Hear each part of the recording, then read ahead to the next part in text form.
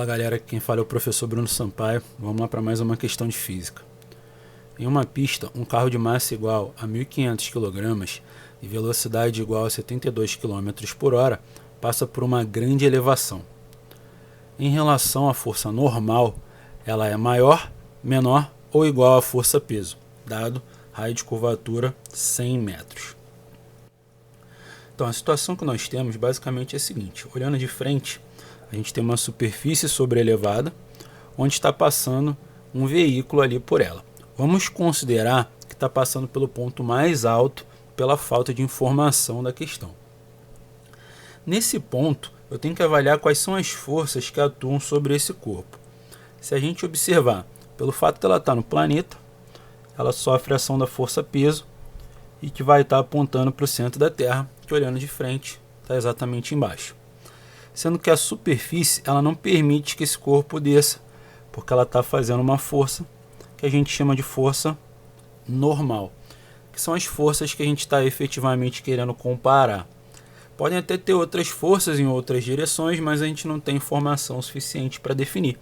Mas nesse ponto, a gente tem como afirmar essas duas forças, normal e peso, estão ambos na vertical, cada um por um sentido.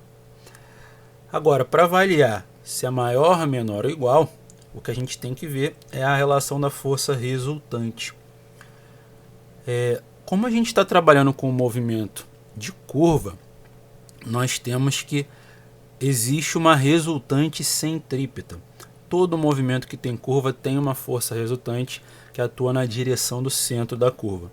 Se observar, como essa curva aqui ela está virada para baixo, quer dizer que seu centro de curvatura está aqui embaixo. Logo, haverá uma força centrípeta apontando nessa direção e sentido. Como a força centrípeta ela é a resultante, quer dizer que a maioria das forças, a maior intensidade das forças, aponta para ela. Só com isso a gente já consegue aí nesse ponto definir quem tem a maior intensidade. Como a força centrípeta, que é a resultante, está para baixo, isso implica que a força que aponta a seu favor tem uma intensidade maior do que a que aponta contra. Então a gente já responde aí o que foi pedido. Mas além de responder isso, a gente tem como afirmar calculando os valores. Como a gente vai fazer isso? Toda força resultante, ela é quem está a seu favor, que no caso é a força-peso, menos quem está contra ela, que é a força normal, que a princípio nós não sabemos quanto vale.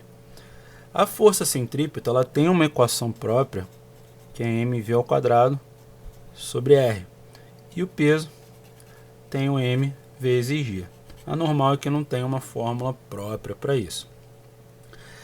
E a gente tem alguns valores aí para poder trabalhar. De acordo com o texto, a massa em questão é de 1.500 kg e a velocidade no movimento nesse instante é de 72 km por hora. Sendo que a gente precisa desse valor em metros por segundo, porque a gente está trabalhando com tudo no sistema internacional. Para passar de km por hora para metro por segundo, basta dividir por 3,6 e 72 dividido por 3,6 dá 20 metros por segundo. E a última informação que nós temos aí é que o raio de curvatura dessa elevação é de 100 metros.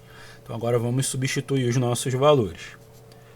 1.500 vezes V, que é 20 ao quadrado, sobre 100 é igual a 1.500, que é a massa, vezes a gravidade.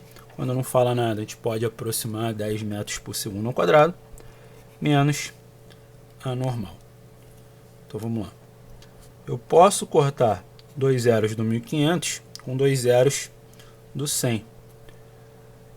20 ao quadrado dá 400, e 400 vezes 15 dá 6.000. 1.500 vezes 10 dá 15.000, e isso menos a força normal.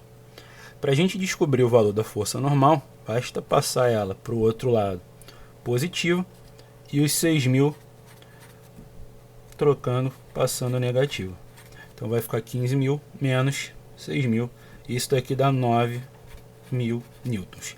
Se a gente reparar, a força peso ela vale 15.000, que é o que a gente calculou aqui nesse trecho, e a força normal vale 9.000, corroborando aí com o que a gente já havia analisado anteriormente. A força peso ela é maior que a força normal.